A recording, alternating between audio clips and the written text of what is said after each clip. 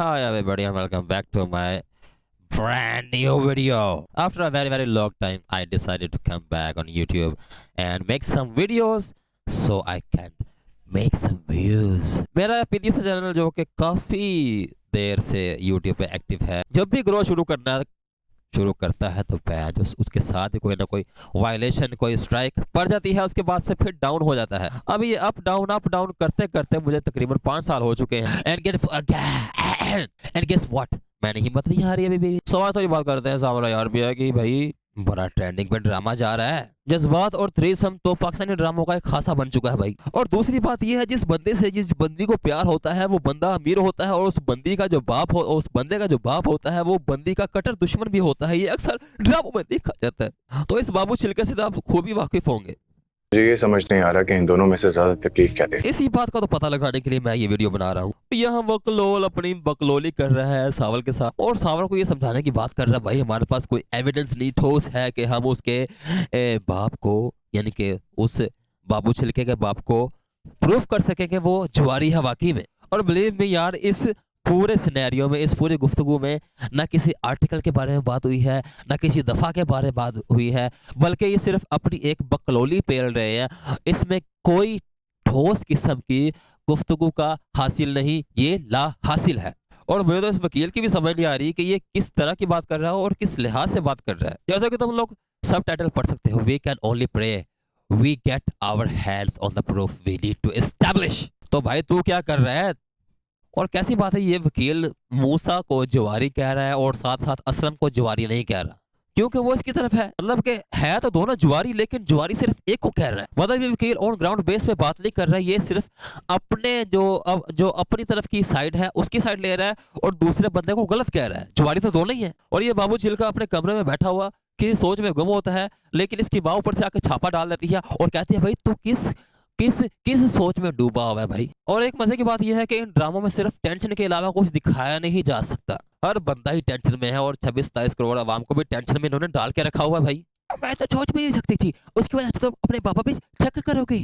इन parents को कब समझ आएगा भाई, जब औलाद जवान होगी तो उसका दिल तो धड़केगा ना। और बिल्ली ही वो वाली चीज है जिसके लिए दिल धड़कता है। और ऑनेस्टली ये कब तक दिखाएंगे कि एक बिल्ली के पीछे एक लड़के ने अपने माँ बाप को छोड़ा, और माँ बाप भी इतने जो अडल्ट नहीं हुए कि वो इस चीज को एक्सेप्ट करना सीखें, और सीखने के बाद अपनी औलाद को किस तरीके से अपने हक में रखें।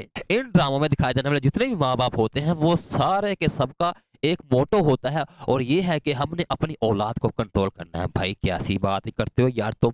आजकल के दौर में अगर चीजें तुम्हारे कंट्रोल में नहीं आ रही तो कम से कम तुम लोगों को इतना तो सिखा सकते हो भाई, हालात से समझौता कैसे करना है और किस तरह से अपनी औलाद को एक अच्छे पॉजिटिव रास्ते पे डालना है बहन की टके। और ये देखो जी, ये बिजनेसमैन है, ये मूसा जवारी है जिसको वो वकील जवारी कह रहा था, और ये बिजनेसमैन है और ये कहता है कि मेरा एक एक मिनट लाखों का है।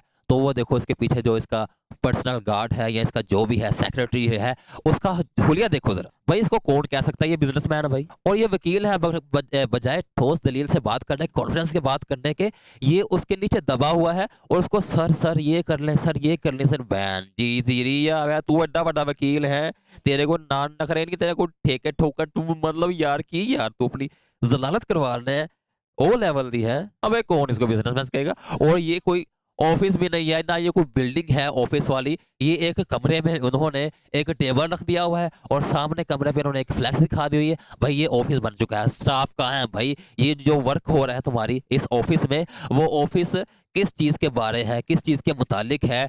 ना फोन की रिंग्स की आवाज आ रही है, कोई चीज है नहीं ऑफिशियली, कोई चीज है नहीं भाई। इतना कमा रहे हो, इतना ट्रेंडिंग में ड्रामा जा रहा है, थोड़ा खर्चा भी कर लो। अब ये है जी उस बिल्ली का घर जिसके पीछे दो बिल्ले अपना बिल्ला घुसाने के लिए बेचैन हो रखे हैं भाई। और ये उसकी माँ है, तुम सबको पता है यार मैं क्या। भाई ये माँ है और ये बेटी है। माँ और बेटी में कितना को फर्क होगा मुझे बताओ जरा। और भाई ये तो पाकिस्तान का एक ट्रेंड बन चुका है कि लड़की सामने आते ही लड़के के सारी दलाइल गुम हो जाते हैं, लड़का अपनी शनाख्त भी खो देता है और लड़का अपना जीने का तरीका भी बदल देता है। भाई ये लड़के मी टू क्यों नहीं करते? मेरा जिस्म मेरी मर्जी और मेरे हक मेरी मर्जी।